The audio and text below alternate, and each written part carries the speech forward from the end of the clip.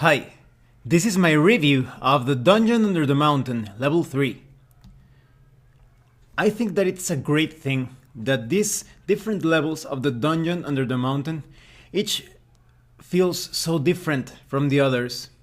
And in the case of level 3, there is a drastic difference, so much so that I think that you can use some of the more unusual enemies, depending on what type of RPG system you are using. I think this level is great to use outsider type of enemies or non-player characters, or maybe some that just feel a bit more unusual when compared to the other monsters or non-player characters that you are using in any game that you are playing.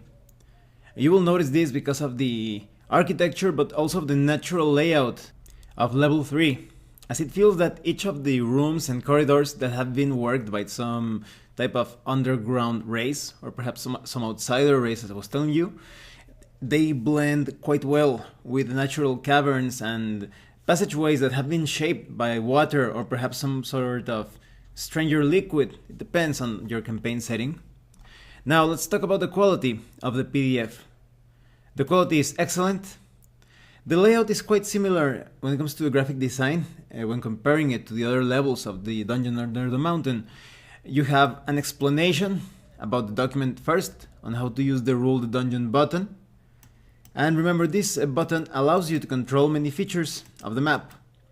So with it, you can hide the room numbers, the furniture, you can activate and deactivate the grid, you can deactivate the teleport areas, the water, and this is going to be very useful if you want to use that huge underground river or some of the lake areas of this level 3.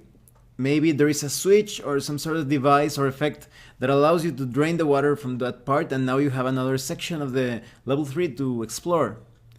You can also activate and deactivate the main areas or the secondary areas.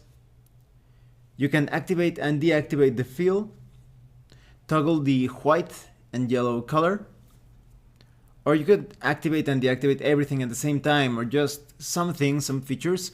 So this is great. It adds a lot of reusability to this level 3. Even when you are done playing the Dungeon Under the Mountain, maybe you can use some sections of them modified using the Rule the Dungeon button to create some new adventures with it. Everything is very easy to find thanks to the summary section. You have the entire level 3 divided by sections, and you can click on each of these squares so that you go to a specific page. So it's great if you are running an encounter and suddenly one of the player characters or the entire party takes some unexpected maneuvers or choices. You can go right to where they are heading towards without feeling like they pull the rug under your feet. You're going to be ready to adapt to the situation with these excellent navigation features. You also have a legend with the symbols that are commonly used in level 3.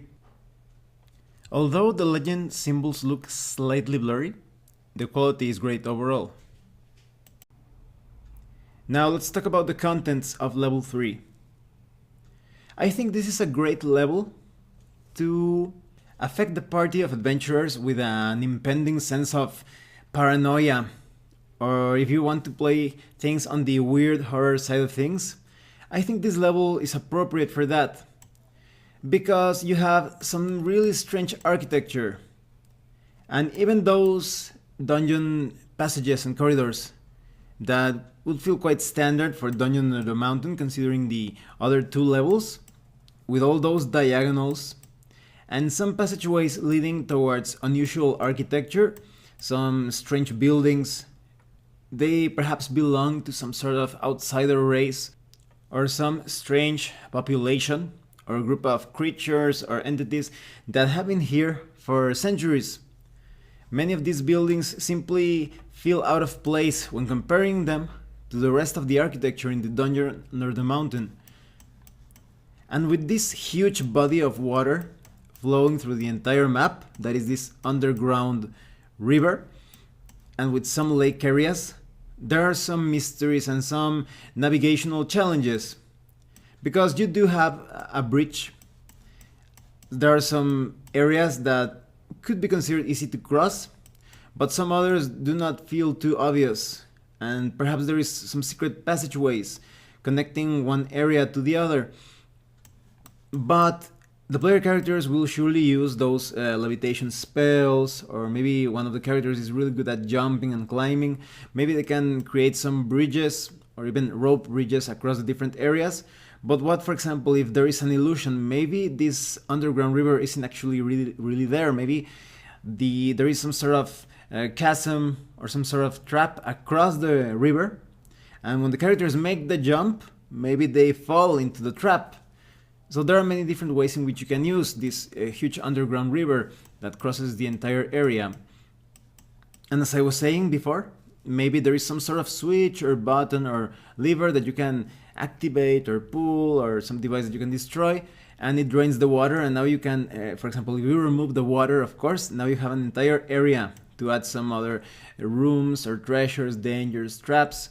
All of the section that was covered with the water is now open to interpretation, depending on the game master's needs, on the needs of the adventure. Some other places feel a bit ceremonial. If you wanted to have like temples or some sort of eldritch site, this level is perfect for that as well. There are also some very suspicious looking rooms with pools and teleport areas and some statues. Maybe there is a strange ceremonial purpose to this entire level 3. So this is a great level to pull out those extra planar or unusual enemies. For example, you're playing Dungeons and Dragons, perhaps you want to add the Zhuan-Ti, or maybe some outsiders like the Githyanki or the Githzerai. Or maybe you still want to play things a bit in a more standard way. Just perhaps it's inhabited by goblins, but maybe these are a special tribe of goblins that are holding some sort of strange cult, or maybe they are engaging in non-standard activities as you would expect from the goblins in your campaign setting, and this poses a greater mystery. Perhaps this is part of the meta plot of the Dungeon Under the Mountain, or maybe it's just an isolated case. Nonetheless, level 3, because of the huge underground river and lake areas, and because of the unusual architecture, I think this is a great level to make the characters feel a bit more paranoid, no matter the way that you want to handle things.